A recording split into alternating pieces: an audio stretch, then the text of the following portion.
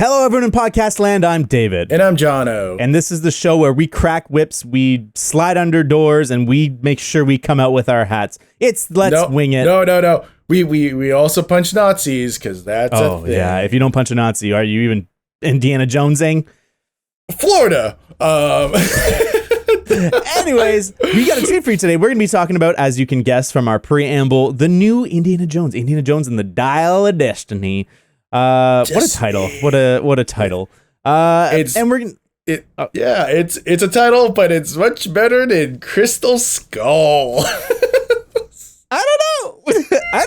Oh, are you serious? Yeah. Are we gonna get into it? Yeah, we're gonna get into it. I was just mentioning titles. I wasn't mentioning movies. So, wah. We're gonna get into it after we tell you about our sponsor. Enter sponsor here. We don't have a sponsor. We're a news podcast. So if you are, actually, wait.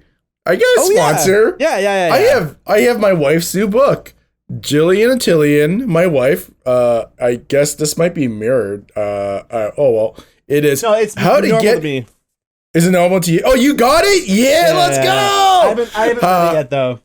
Yeah, so it's How to Get Into Marketing in Your 30s. It's available on Amazon and maybe Barnes & Noble. It's like $10 on Amazon currently if you get it right now. You get $10, it's going to go up. So it's an introduction offer. Get it now. It's number one in job market.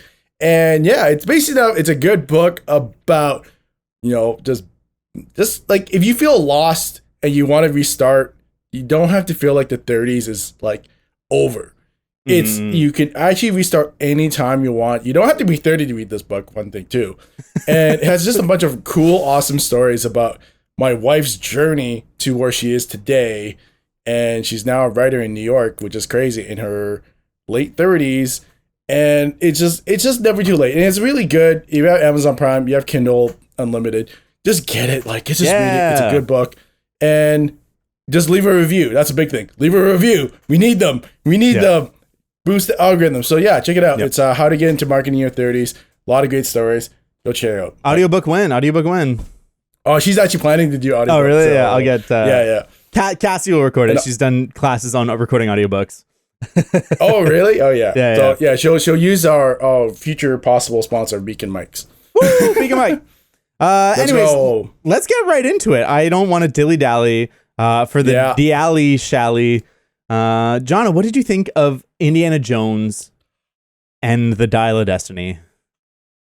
I liked it. I think it was actually better than what I was expecting. Granted, like I said in previous episodes, I went into like a really low expectations and I came out. There was definitely problems. Like I could just kind of see, like I'll explain later.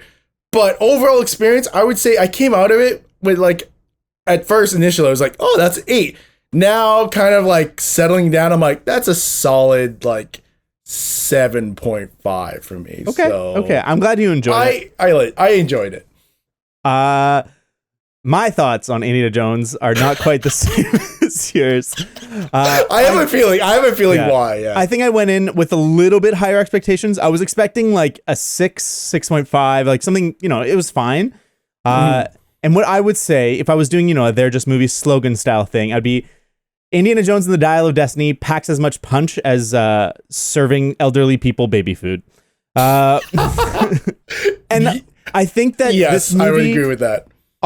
I think this movie is better than Kingdom of the Crystal Skull, but it commits the ultimate movie sin of being boring.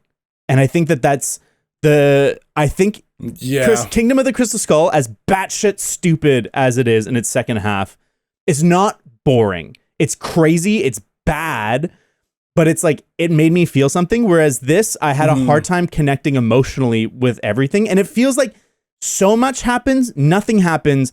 And my heart just wasn't in it. And I couldn't tell if it was like, maybe it was just that day I wasn't feeling engaged. Yeah. But why don't we start off with some good stuff, Jono? What's some of the stuff you liked about the movie? I liked it because those we'll get into whatever you said and those stuff that I want to bring up too.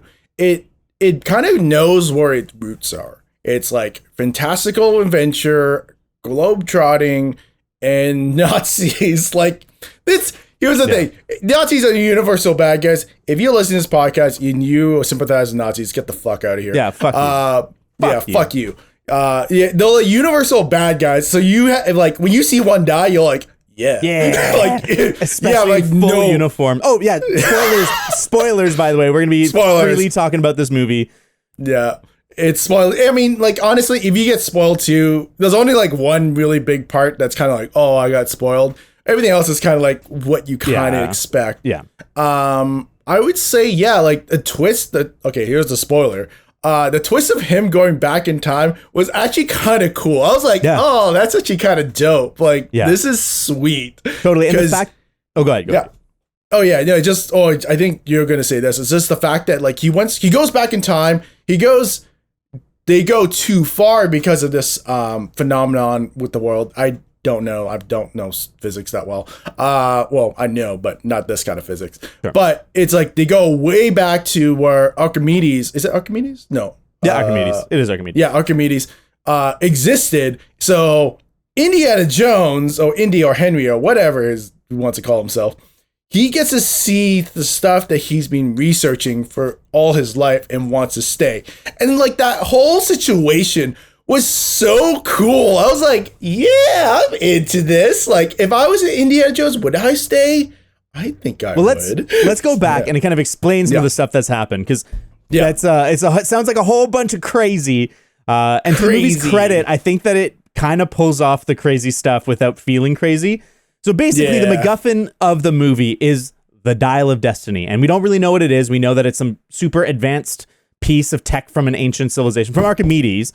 And we know that it's been split in two, and that it's super rare and powerful, and that Mads Mikkelsen's looking for it. That Indy had it and kind of threw it away, and his buddy went crazy trying to solve it.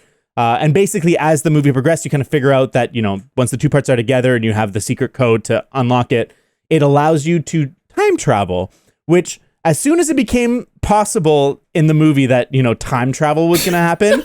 I got really worried, because we all remember what happened at the end of Kingdom of the Crystal Skull. Aliens and like other dimensions and space in between spaces, and how cringe it was. They managed to do time travel in this movie and not have it be the most questionable thing I could possibly imagine. Like, they actually did it quite tastefully, and I think they pulled it off. I think they somehow pulled off time travel in an Indiana Jones movie without making me want to like die.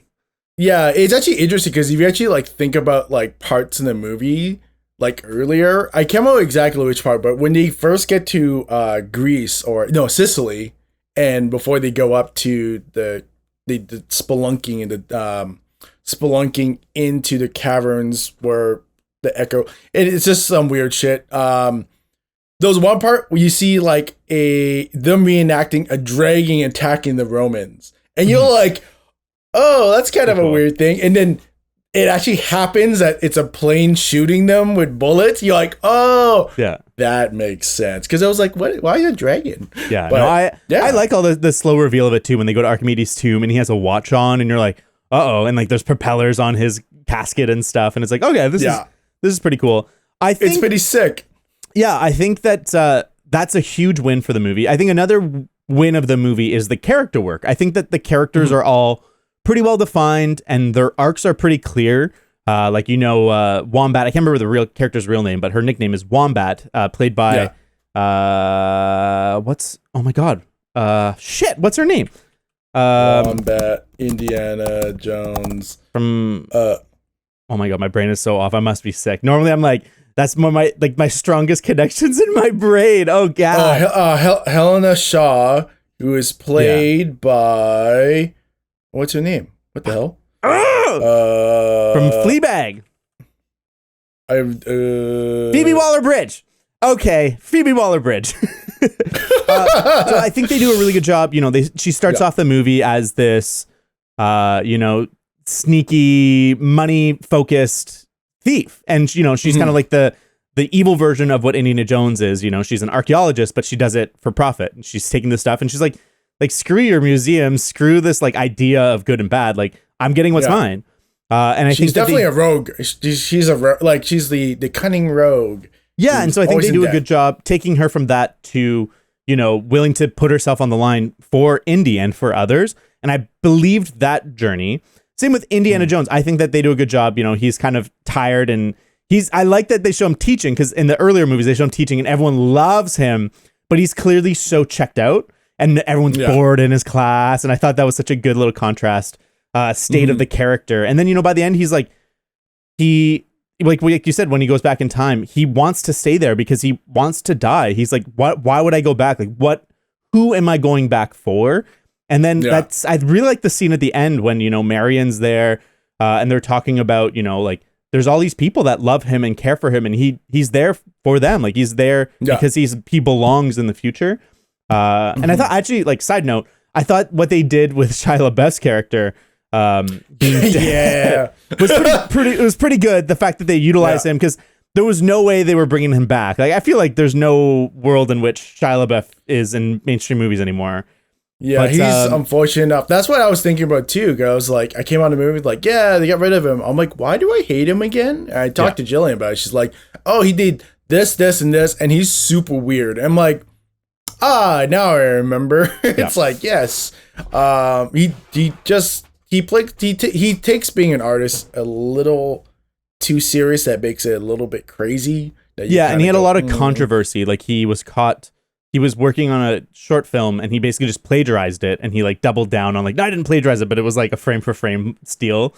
And he then a bunch of allegations of like abuse, being an abusive partner came out, because he's an alcoholic. And so his ex-partners and stuff were all like, I don't think he was physical, but he was very emotionally and verbally abusive. Anyways, that's neither here nor there. He's dead. He's gone. But whatever. Mutt. And so they deal with that. I like the villain's setup. So if you haven't watched it, basically in the intro of the movie, we're in the 40s and during World War II. And you know, there's like, that's in the 60s, I think. In the intro? Sorry. So yeah. No, I'm thinking. Yeah, the main movie is in 69-ish, I think. Yeah. Because the moon landing just happened. And so the movie setup, it's in the past. And we meet Mads Mikkelsen as a young person. He's kind of like the Nazi scientist who knows about the archaeological finds and like the supernatural stuff. And anyway, so when we jump in the future, he's there and he's cold and calculating. And you're like, what does he want? Like, he wants this dial so bad.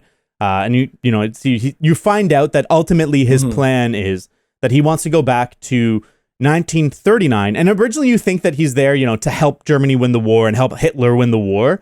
And you realize, and I thought this was a nice, neat little twist, that he fucking thinks Hitler is a loser and he thinks he can do a better job and he's going to kill Hitler, become the Fuhrer, and help Germany win the war. And I was like, that's a cool take on that. Yeah, because, like, I mean, it was kind of planted near the start of the movie because, like, he's like, Hitler lost this war. And you kind of have to, you're like, did he lose the war or he made Germany lost the war? And here's the really cool thing. One thing I love about Indiana Jones, like, okay, full disclosure, I've watched The Lost Ark, I've watched Temple of Doom, and The Last Crusade. I think I didn't like those first two, I'll be honest. I like The Last Crusade the best because to me it's like the coolest one, and also Sean Connery's in it, and he's pretty dope in that movie. But here's the one thing I love about Indiana Jones, like when they do this, is that they sprinkle a lot of like weird real world events in this movie. Nazis plundered Europe and they took all these artifacts, and they go with the occult. This is a true statement. America took a lot of German scientists in Operation Paperclip. So Mads Mikkelsen's character is very true. It's like, you know, there was the moon landing. That was kind of weird. I didn't understand why they kind of put that in there. I think it was to show that they had stolen him and like accepted, even though he was a Nazi, they needed his expertise. Like you said, Operation Paperclip. It was to kind of demonstrate that. Yeah, and also like they showed all of these Archimedes inventions in the movie, which is all true. Like that's what he did, and like there's so much truth in the movie that it's kind of like the best way to tell a lie is like you know, tell a lie with 70% truth, and a story is a lie essentially, but they put so much truth that it is kind of a believable sense of like, oh, and that's why I like it so much. There was some weird stuff, and actually here's the one thing I kind of want to get into it, because in the beginning you see quote unquote young Indy, I guess a guy in the 30s, and I want to know, what did you think of the aging? Of Harrison Ford. So the first impression, it's that shot that's in the trailer where they pull the bag off his head and there's like a flashlight right in his face. It looks bad. It looks really bad. And I was like, oh no, I hope that they move on from DH fast. But to the movie's credit, after that scene, it looks better and it's like less in your face. Like it's not, there's close-ups and stuff, but he's kind of, a little less like there's less spotlight on him, or they do the blending a little bit better. And I found myself less distracted. Although I did find that the fact that the first time I see Indiana Jones in this movie, I'm like pulled out of it so strongly, had a lasting effect. So even though the de-aging got better or less distracting, the damage was kind of done early on. Yeah.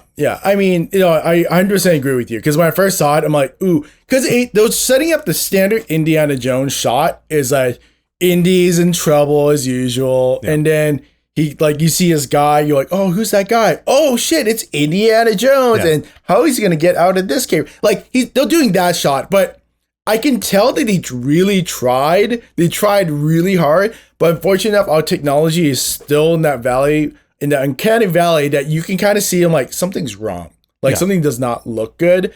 And then, later on when action's happening, the chain scene, everything's going on, you can kind of forget. And for me, after that first shot, I was pulled out too. But I was like, you know what?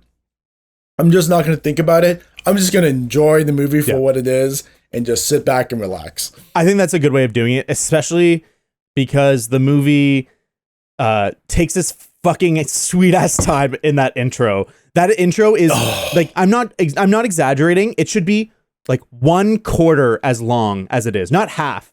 Like if you haven't seen it, it's about like 15-20 minutes. Like at least it felt like, where it felt like in the past, 30 minutes. Yeah, it was super long, and a lot of it wasn't necessary. Like a lot of it's these cute like little Indiana Jones moments of like I'm gonna be sneaky and it's gonna work, and then it's like, oh no, it's not gonna work, and it just kind of does that like several times, and each time it does it, it's fine, but it happens so much that the impact is lost, and I kind of just felt like this movie, it has like a level of white noise to it where I started to glaze over, and so there's moments of impact. Like if we're talking kind of about like, action and stunts, like the intro is supposed to be, it's supposed to be this like punchy part that pulls you in. I found that the movie was really lacking in action, like good action. There's lots of car chases. There's lots of like, punching people and shit. But there's very few moments I was like, that's a cool moment. Like to the movie's credit, like there's a great moment early on when they've cornered Indy, when old man Indy is at the university and he's handed over the Dial of Destiny to Elena, whatever, Phoebe Waller-Bridge. And then the agents and the Nazis are there, but you think they're all like CIA agents or whatever, and they kind of corner him, and they've killed people at this point, and he knows like something's really bad, and he just like pushes over an entire row of things and rides it down, and I was like, that might be the best stunt in the whole fucking movie, because it tells you about a character. It tells you like he's desperate, but he's still able. Like, even though he's old man, he's clever enough to utilize his surroundings to outsmart and outmaneuver. And I thought that's like the best stunt in the whole fucking movie. And it was like, it's kind of not that great. It's just pretty good. Like here's the thing is that now I'm thinking about it, like The Last Crusade, they basically have tried to replicate The Last Crusade. Is that The Last Crusade, it starts with young Indy, like teenager Indiana Jones, and like trying to get this thing from all these people, and there's a train. Right? Yeah, the cross, and there's a train scene, and that's how he acquires the whip. They're trying to do all of that, but it's just, it just felt too long, and it felt, honestly, I just kind of sat there, and there was a part where there's a motorcycle, and he jumps onto the train. I'm like, this is Uncharted. Yeah, or totally. Like you could kind of see like how like, oh, this is literally, they took like they probably maybe hired on contract like an Uncharted writer and be like, can you just write the beginning of this movie and like just do whatever Nathan Drake does, we'll just like erase it and put Indiana Jones. Which is funny, because Nathan Drake and Uncharted is so clearly inspired by Indiana Jones, but it's the same thing as Tomb Raider. Like Uncharted is like equal parts Indiana Jones, equal parts Tomb Raider. But then when Tomb Raider rebooted, it was so clearly pulling from Uncharted. But Yeah, so I think the intro's too long. I think that there's a few too many car chases. I found the scuba scene really made me think of Uncharted 4, which I thought was funny. Yeah. But I thought that the scuba scene, so like this is very specific. I thought it was so bad. I didn't understand the stakes of it. Yeah, and like so Antonio Banderas' character, they bring him in, they're like, oh, old friend, sure, this is fine. But he's like, okay, here's my technique for being a great diver. We don't do the like equalizing pressure thing, where you go and you chill for like a minute. We go down for 3 minutes and then right back up. You got 3 minutes. That's it. And I thought it was such a stupid artificial way to create like a tension and like a clicking ticking clock. And I was like, this sucks. This is so stupid. Yeah, there's so many things that they kind of just like, they just go, oh, we'll just do like what old people do, and there's like the old wives' tale. It's like, oh, they get rid of bad luck, just throw salt on your left shoulder or whatever. And it's like that rule of the bends, like do not getting the bends, that does not work, and you will probably die. and just you rupture your blood vessel because of the nitrogen does not. I don't know how it works, but I'm pretty sure you can't go like 600 feet below the ocean in one fucking go. Like, I don't think that's a thing. Yeah, I mean, the movie suffers with the obvious problem. And, and I'll say this. I'll say one good thing and one bad thing. Harrison Ford, he's the fucking Chad of actors. He's so charming. I just completely believe him. Like, you see him like, oh yeah, he's Indiana Jones. Like, it's not old man Harrison Ford trying to be Indiana Jones. It's like, no, that's Indiana Jones. That's age, and that's great. Yeah. Here's the bad thing. He is that age. He cannot do the things that he used to was able to do. Even this Crystal Skull, like he was still a little bit mobile and everything, but this one he's just like kind of takes a backseat in obviously letting stuntmen kind of do everything. But it's like that whole scuba scene, just to add into it, there was tension, and then they kind of go, oh yeah, remember Indiana Jones is afraid of snakes? Eels are all over this place. Snakes. And they'll kind of like snakes, and you're kind of like, oh god, this is so lame. Yeah, like stop. Yeah. And one thing kind of I want to bring up, same problem with the Crystal Skull, is that this show and movies today rely so much on green screen that I had trouble going, are they actually on sets? Because I would bring up The Last Crusade because I think that's the best one. Sure. Is that when they go to Venice, when they go to Jordan, they go to Germany, I buy, because they probably were there, that they were on location. Here, I'm kind of going, probably like 90-95% of this movie is filmed in green screen. Maybe like 2 locations are probably there, but they're like quick minutes. It's just like, okay, we're just gonna fly in the crew for a week to get like a 2-minute shot, and that's it. And we'll finish off this movie in the Disney set. Because it's kind of like disappointing, because I was like, okay, is Tunisia? Is it Tunisia? The one with the tuk-tuk. Yeah, the tuk-tuk. I think it wasn't Morocco. I might be. I'm not sure. Something over there. And then maybe Sicily. Like, those are the only 2 places where I believe that they actually went on location. Yeah, the movie definitely has that feeling of like, I can't tell what's CG and what isn't. Even if like they actually did go to the locations, it actually just doesn't feel like they did. It has that kind of veneer. And I felt totally like you, where it doesn't feel real.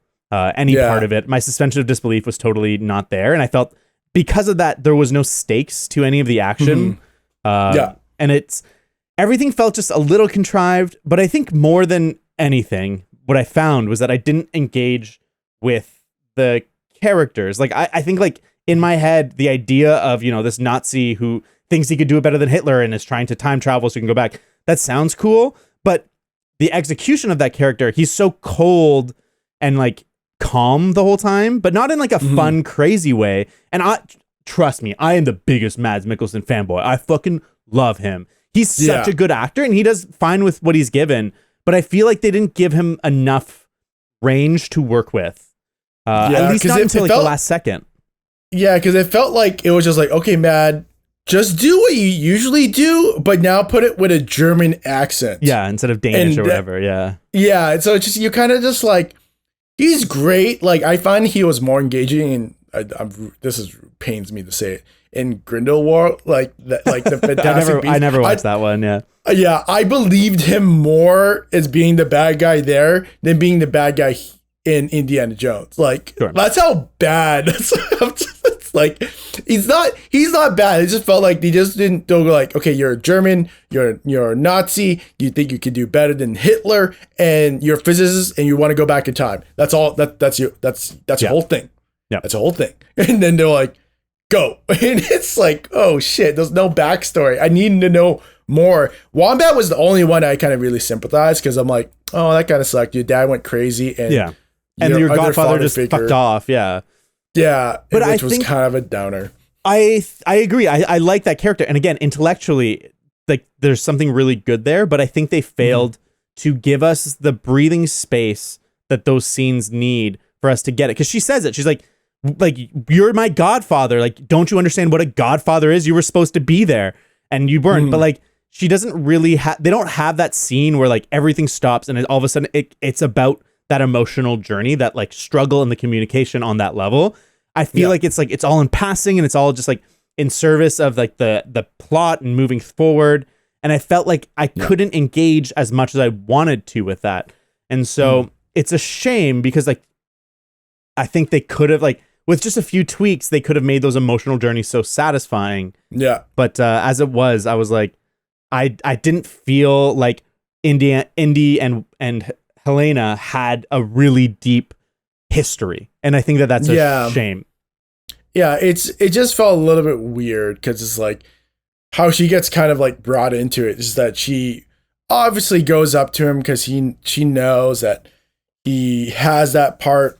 She tricks him for that part, but it just like it felt like that middle part in the tuk part, like when the tuk breaks down and they have that really emotional discussion, they should have had like at least a third of that discussion in the beginning to know what the stakes are, so you can start planting it in, instead of actually just like, when I first saw her and she steals from India, I'm like, oh, what a bitch. Yeah, and I totally agree. I think it's too early that she betrays him, and I as an audience member have no connection to her, and so I was just like, fuck this person, she sucks.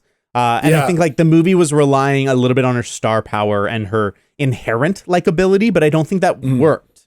And so I didn't feel like I went on the emotional journey with that character as a participant. I was like an observer. And so it was fine. I liked the kid too. I thought he was fine. Not like a standout or anything, but like, it was okay. I do find it funny how he definitely, he killed that one Nazi in the caves and just did not bring it up at all. I'm like, that kid's probably traumatized, because he literally drowned that guy. That was fucked up. And he just kind of like does it and clips it and just swims away. He's like, I got out. I'm like, dude, those are a problem here, because Short Round didn't kill anyone that I remember. Did he? Not that directly, at least. Yeah, exactly. I totally get what you're saying. I like that, it's the big dude, and he's huge. They do a good job making him look fucking intimidating. Indy tries to punch him a couple times, and he just like does that movie thing where it's like, ha ha ha ha, you can't hurt me. But it was literally Jaws. Yeah, exactly. But then it ends up being the kid who's physically the weakest one that outsmarts him and kills him. And I thought that was a cool little touch. But you're right. They don't really dwell on that. They kind of just move past it. That being said, they kill a lot of fucking people in this movie, and it's not. It's just that genre where it's like, it's not a big deal. Like, I know people always say that about the Uncharted games too. Like those, like, maybe certain events back then don't relate too well to present day. It's like, oh, there's a school shooting, kids killing people. It brought up like a lot of like weird emotions. And then also they try to get you attached to this like black CIA agent, and you just like immediately kill her, and you're like, oh, what the hell? Like, you built her up a little bit, and I was kind of like, yeah, maybe she's the one who solves everything at the end. Yeah. And she just dies. And I'm like, okay, this is weird. And it felt also awkward because it amplified near the start when Mad's character goes up to a black person, like a black like service person at a hotel, and goes, oh, who's your people? Where do your people come from? And you're like, ooh, this is weird. and then she's just trying to like work with Mad's character because he's doing stuff for the American people, and it's just like, oh, did he kill her because she's like a CIA agent, or is he kill her because she's black? So it's kind of like, yikes, guys, like got way too close. Yeah, and I felt like not only is it, questionable because of those reasons, it also just felt like a big fucking waste of time. Like, yeah, it's okay to have, a false lead in a movie where at the end, like, it doesn't pay off the way you expect, but like the emotional journey the whole way, that's the point of it. But there wasn't really that. She was just kind of there to be like, hey, guys, don't do that. Don't kill people. And you're like, okay. And then she gets killed, and you're like, okay, cool. And so I felt cool. in a hugely bloated movie where they need to cut like at least 30 minutes out of this movie. Yeah. She's such an easy cut from the movie. And so I don't know. I maybe there's someone out there who can like give me the story reason why she was essential to the movie, but I felt very much like it was not worth the time. To me, it could have just, this movie is definitely bloated. Like, it's severely bloated. Those parts, I was literally checking the time because I was charging my car at the same time, so I was trying to like time it in a way, and I was like literally like checking my watch going, okay, I got 1 hour left on the free charging. I got to get out of here. I think it's going to be out. So yeah, I mean, I also had to use the bathroom in the movie, and I usually get scared when I need to use the bathroom. I'm like, I'm going to miss something big. Here I was just like, oh, I got to go pee, BRB, and just like went in, did my business, came back going, probably didn't miss anything, but no, hey, I guarantee you did not. Yeah, I still had a good time. Like, I don't know. It's to me, it's better than the Crystal Skull. It's better than Temple of Doom or Raiders of the Lost Ark. Debate me, and I will tell you the reason why I like this one better than those 3 movies. And The Last Crusade is the best. It's just, like this movie, just if you just turn your brain off, go low expectations, and just watch it, guarantee you have a great time. I still believe that this movie is better than Kingdom of the Crystal Skull because that felt like it jumped the shark in the series too much, especially at the beginning. I understand why they did it, but it was just a little bit too much. Sure. Temple of Doom was pretty fun. Raiders of the Lost Ark is okay, but I think this movie was better than those 3 because, they had to figure things out. And I definitely do. Last Crusade is the best. I know I've said this like 20 times. It's the best one. You come at me, and it's great. But yeah, like I thoroughly enjoy myself. I think even discussing it with you, I will give this movie a 7.5 still. Like, I think I'll just kind of stand my ground, 7.5, and I'll die on the hill. Maybe unless someone tells me something really bad about it and it kind of breaks the glass for me, 7.5.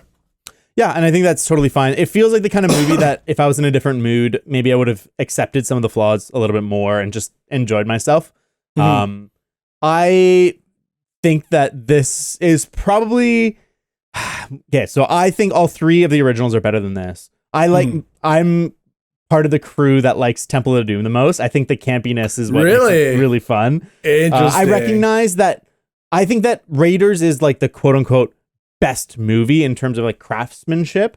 I love Last Crusade because of like all like you said, Sean Connery, and there's just these great action set pieces. But I love Temple of Doom, man. There's something about like the cheesy campiness of it that I just love. Dude, to be fair, to give you some context, Last Crusade was the first one I've seen. I saw. And then I went back to go see the other 2. Yeah. And the problem is that the production is so good on the third one. It has that issue. It's like if you played Uncharted 3, Uncharted 1 is gonna look like ass. And it's terrible. It's always not terrible, but it's not great. I think it's not quite to that level of like movies didn't advance as much as video games in the same amount of time, but I totally hear what you're saying. But what I'll say is that, so on They're Just Movies, or Couple Critics, as it should be called, I introduce a concept of negative scores. So it's a movie that's so bad it's good. And so I would rank it basically a negative and then how much I enjoyed it. And I think Kingdom of the Crystal Skull for me is like a negative 6.5. Like, I enjoy watching the Kingdom of the Crystal Skull and laughing at the movie. And like unironically, the first 30 minutes of that movie is really good.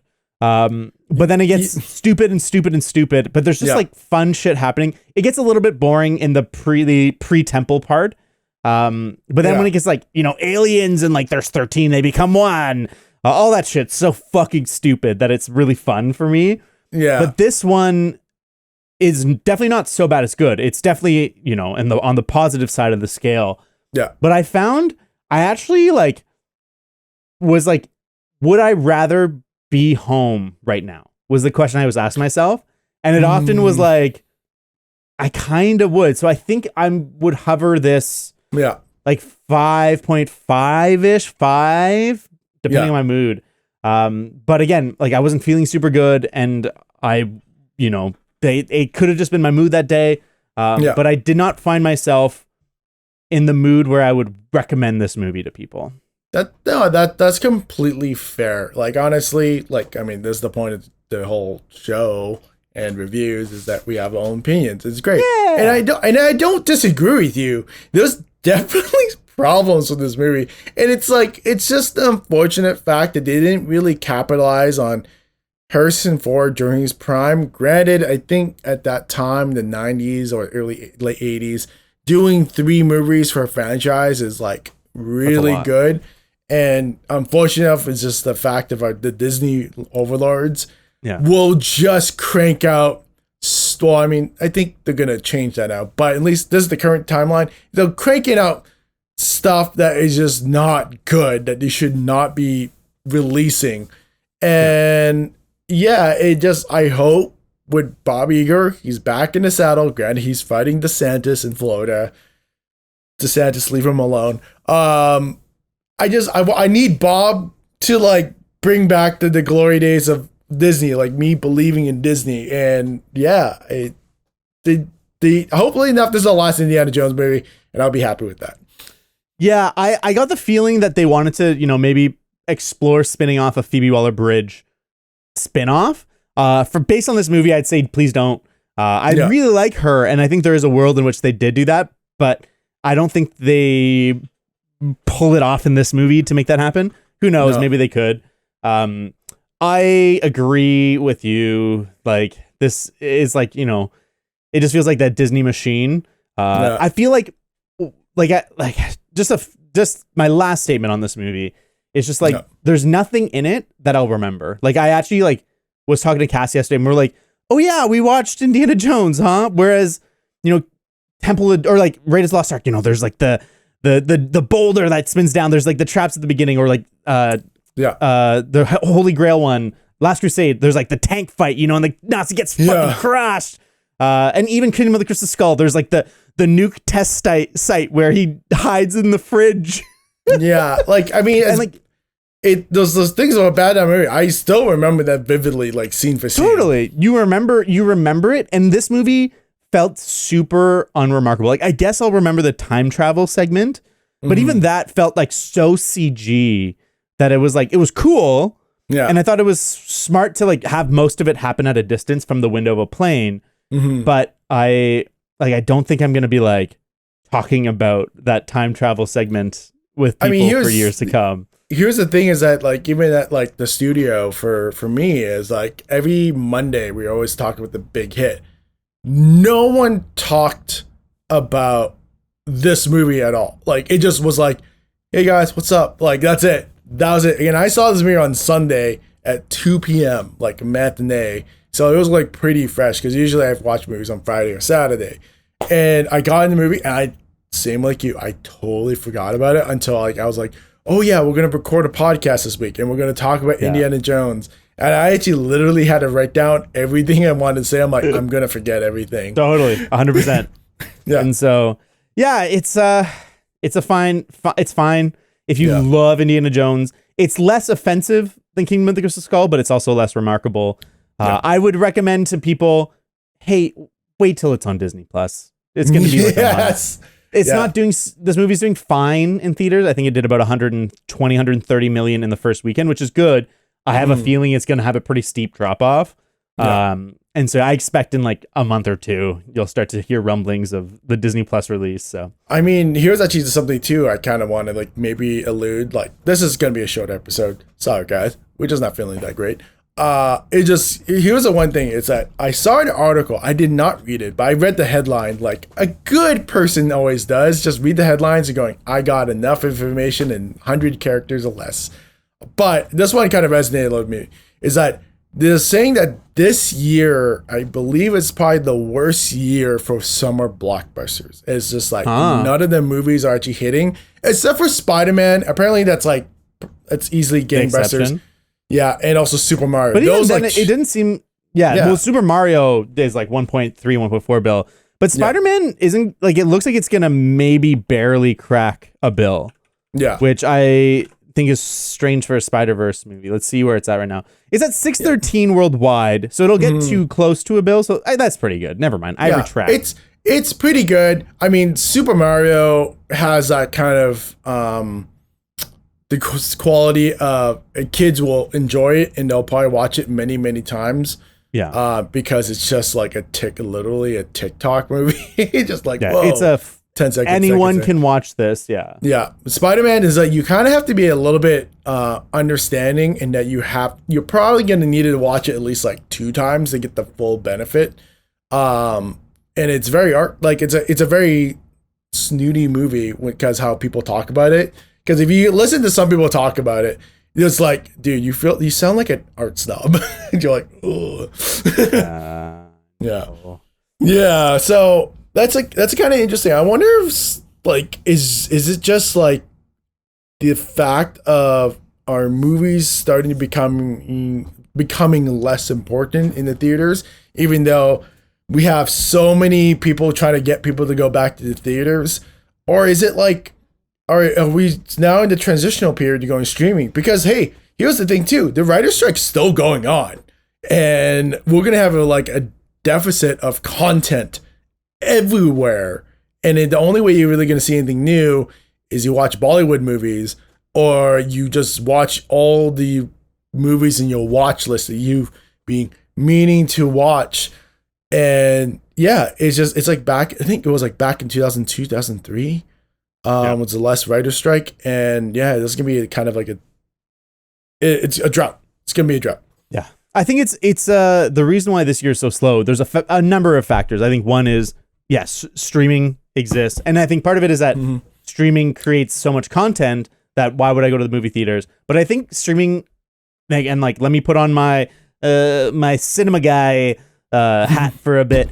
I think streaming has devalued what we see in movies in the sense that like I don't like movies that come out now. It doesn't fucking matter unless it's like, you know, one of the big franchises. And even then, like there's so many fucking Marvel movies. It's like we are so desensitized because there's just constantly a big release happening every fucking week. And so it used to be one big release would happen and we would be talking about it for weeks, maybe, you know, months or something. Like think of Spider-Man 1, 2, and 3. Like what a big fucking deal each of those movies were versus, you know, Ant-Man and like Shang-Chi or whatever. Like there's just like these like kind of filler Marvel movies. And so I think that's part of it. I think part of it is that video games are having a fucking banner year. Like it's huge releases this year. Like we got a new Zelda, we got Resident Evil. Oh, recording. Oh, yeah, 1 second. Your video stopped my thing, but it's not actually stopped. Oh no, I think it's like one of the things like I can hear you. You're fine. I think it's just one of the things like, hey, your quality looks really bad. Yeah. So we'll just so video games are having an absolute banner year. You know, we got a new Legend of Zelda that's like the best one of all time. We got a new Final Fantasy that's like one of the best of all times. We got a new Resident Evil that's one of the best of all times. Like we got a new Star Wars, but it's a video game and it's one of the best Star Wars video games of all time. And so people aren't as interested in, you know, the cinema experience, as desperate as, you know, filmmakers are to be like, there's only one place to watch the movies, the theater. We can get the cinematic experience at home on our like high-end systems with video game machines, with streaming services. Like there's so many other options afforded to us. And I think there's so much noise that like, you know, just unless it's like a particularly good or special movie, who cares? I'll kind of want to add into a point where you're saying like, you know, getting to home is like the same kind of experience. There was some things you get the Dolby Cinema experience with your seat rumbling, but you can kind of forget about that after like 10 minutes. But yeah, like, I mean, honestly, like that is the way because, you know, at least at LTT, they cover only maybe short circuit LTT covers TVs way more, and TVs when I left were getting like better. I mean, Vegas just released that Sphere, which is technically a 16K exterior TV, which is super cool. But like, that's 16K. It's like, holy crap, that's just gonna be as good as real life. Which I'm kind of don't really want to watch a movie that looks like real life. That kind of suck. Well, and I mean, resolution is only one dimension of a good image, and so 4K is plenty for home. We need, you know, better dynamic range. We need better color. And the big one is we need better bit rates. We need better encoding to reach us because the screens are more than good enough. It's the decoding that's the issue. Yeah. So there's like a lot of like other things too. It's like, and even like all the delivery app services that we relied on the last couple of months or the last couple of years, like DoorDash, Skip the Dishes, Uber Eats, Postmates. Sure. We rely on that so much now. Even like Jillian and I, when you don't feel like cooking, we literally say the verbs now, like, hey, you want DoorDash it, Uber Eats it, and then we kind of like have that experience. It's ingrained now. And then why would I want to go to a movie theater where they charges me like $12 for a hot dog, $6 for a big drink, where I can get the same or better quality from my local like Popeyes or something, and I don't have to worry about anyone else out there. So maybe. Well, and a big thing too is unless you're paying for the premiere movie theater experience, those projectors are worse than your TV. Yeah, they're bigger. The sound is probably better. Like even like at a mid theater, the sound system's probably better than your home theater system. But you might have a pretty damn good home theater system, and your TV is got better better contrast, better color. Like sometimes I go to theaters and I'm like, yeah, this projector fucking sucks. And I was actually really worried. So this movie, if you haven't seen it, is presented in anamorphic, so 2.35 by 1, which is a pretty normal like older movie aspect ratio. So it's like 21 by 9 essentially. But the trailers before it for me were all 16 by 9, and so they presented all the trailers. Even though the screen is 16 by 9, all the trailers are in both letterbox and pillar box, which is this small little rectangle on the screen.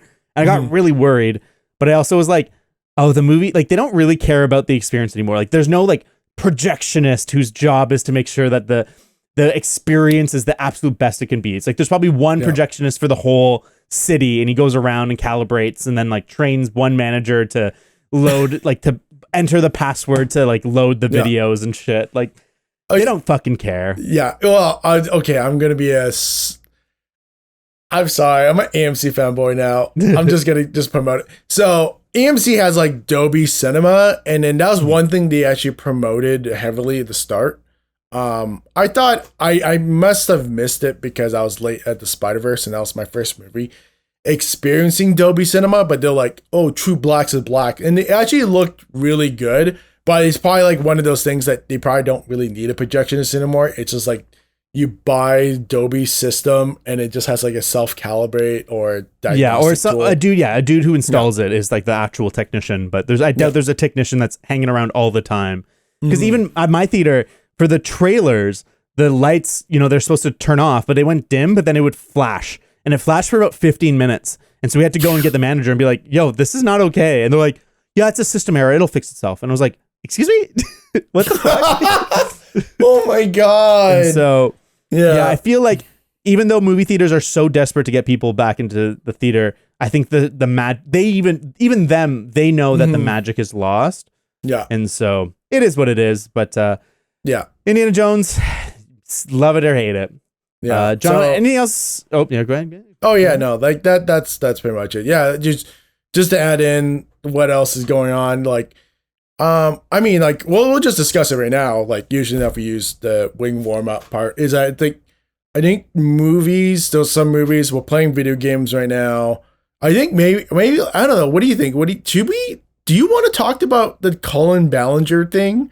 Because it's just going so crazy. What is that again? You know the woman who played the ukulele as an apology video? Oh yeah.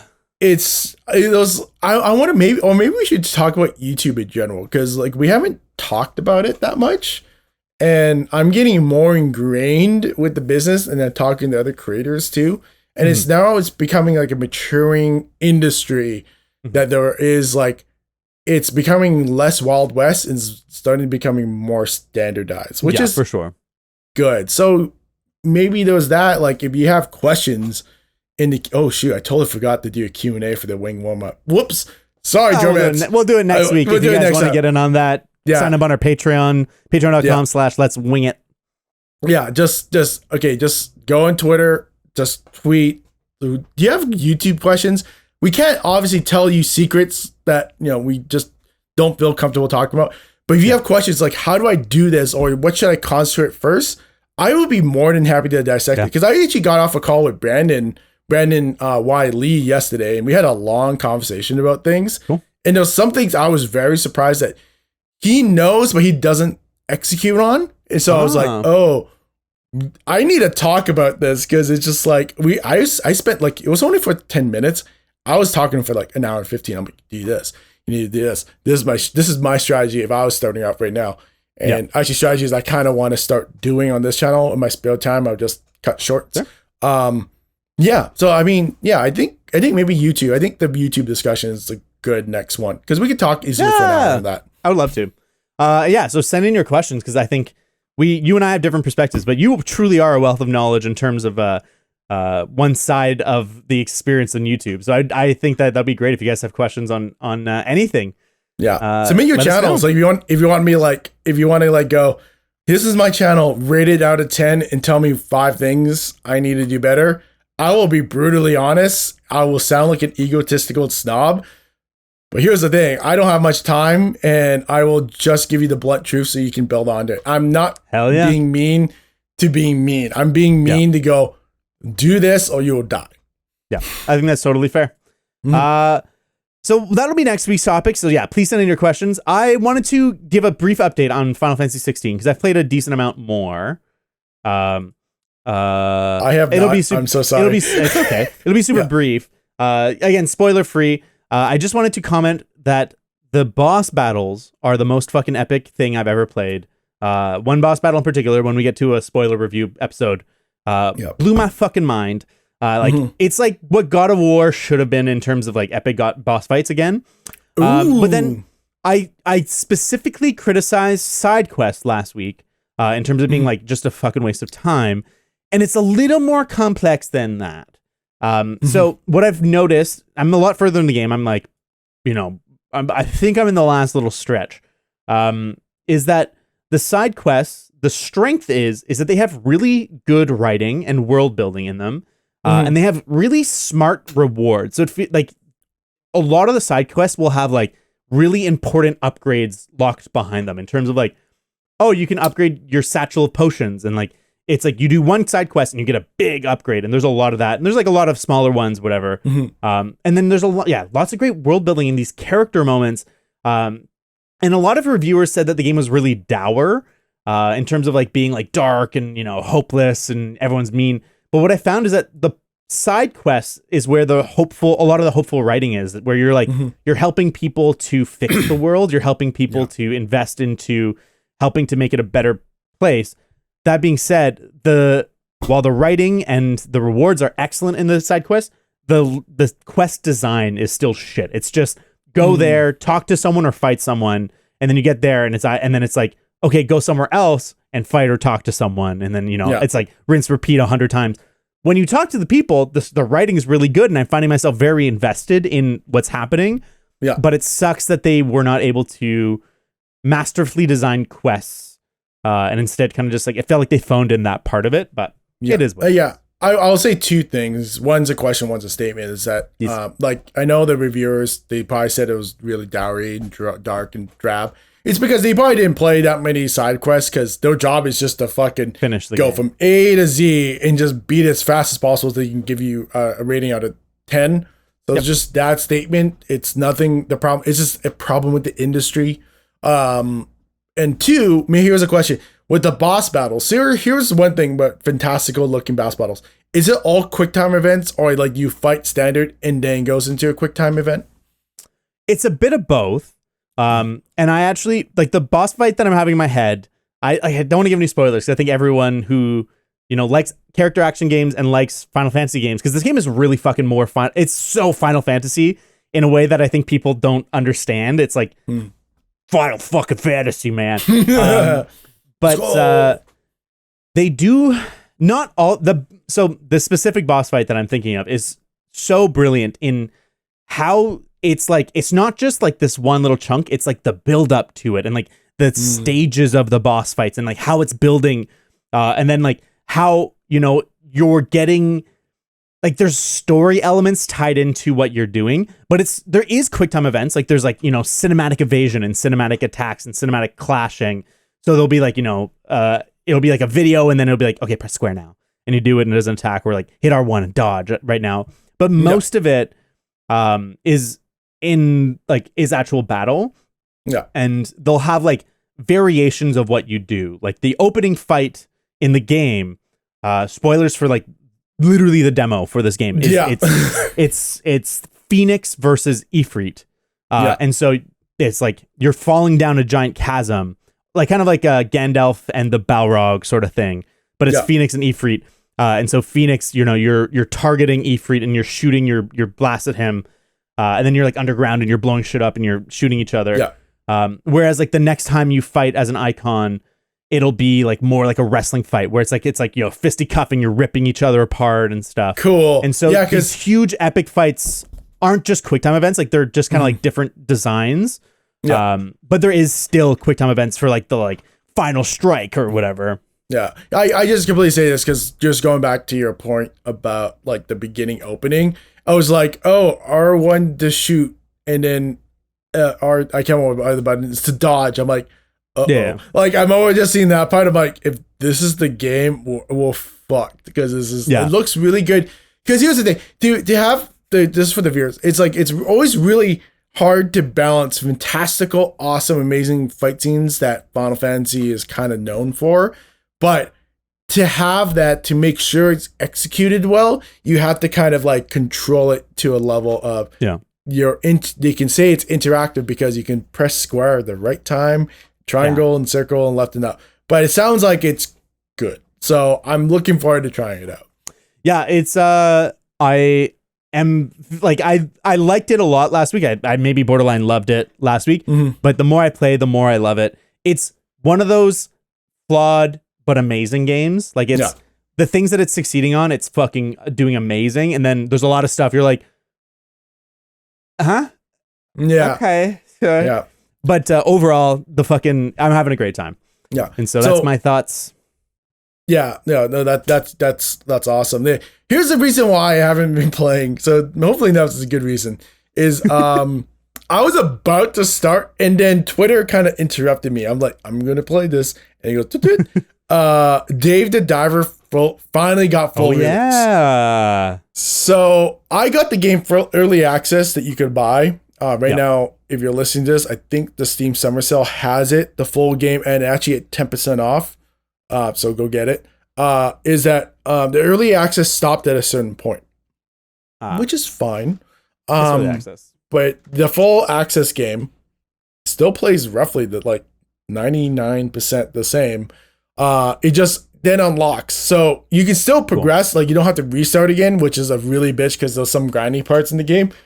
The game's fucking dope. Like I know Colton's playing it right now. I messaged him like, "Do you love this?" He's like, "Fucking love it." Like it's such a chill game that I can actually like watch things. And it doesn't feel like it is grindy, but it doesn't feel too grindy to a point where like I feel like I'm wasting time. And there's so much stuff happening that keeps you propelled. As long as you just do things and you just don't try to power level, which doesn't really make sense in the game because it gets really boring real fast. Is that there's so many things people like go, oh, can you do this? Can you do that? Or hey, you got to like do this special thing. And there's like a dream sequence. Like it does so many cool things. That, honest to God, the reason why I did it is because I wanted to play it because the game's so fresh in my mind, and there is some muscle memory in that game. And if I played Final Fantasy 16, I'm gonna lose all that muscle memory, and I'm gonna have to like start get halfway through the game and then try to be good, which is such a bitch. No, you don't want to do that. I totally get that. You want to finish a game because it sucks. It sucks when you come back to a game and you don't remember how to play, but you don't want to start over because like you're like I've already made all this progress, and it's just like that weird middle ground. So I totally get that. Yeah. But I think we're coming to the end of the episode. John, will you say that Dave the Diver is your recommendation of the week? I would say if you have to play one game this year, even though I haven't really played Final Fantasy 16 and you only have $20, get Dave the Diver. Fair enough. My recommendation is the Final Fantasy 16 demo if you have a PS5. No reason not to get the demo, and it gives you such a good taste of the game.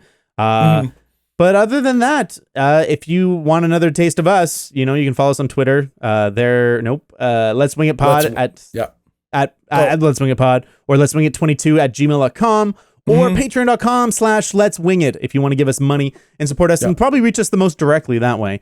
Because we fucking love money, baby. Well, the money is just to reinvest everything. Literally we don't really pocket any of it. No, I only withdraw the Patreon amounts twice because I had to pay for Riverside. And we're paying for ad. Riverside, Autopod, and also the ads that we're doing on this podcast. And if you've made it to this far, go on Apple or Spotify, whatever. Read this podcast. It actually really helps. Rate it 5 out of 5. If you have a problem with this podcast, just email me and we'll chat about it. But honestly, am I going to change the podcast? Probably not. Maybe. Hey, I'm open to change. That's easy to do. Yeah. Oh, if it's meaningful change, if you just go, Jono, I hear your voice, I'm like, I can't do anything about it. We could use like an effect thing. You could be like, I'm Donner. I've become white. No. Anyways, let's get going. See you guys later. Bye-bye. Bye.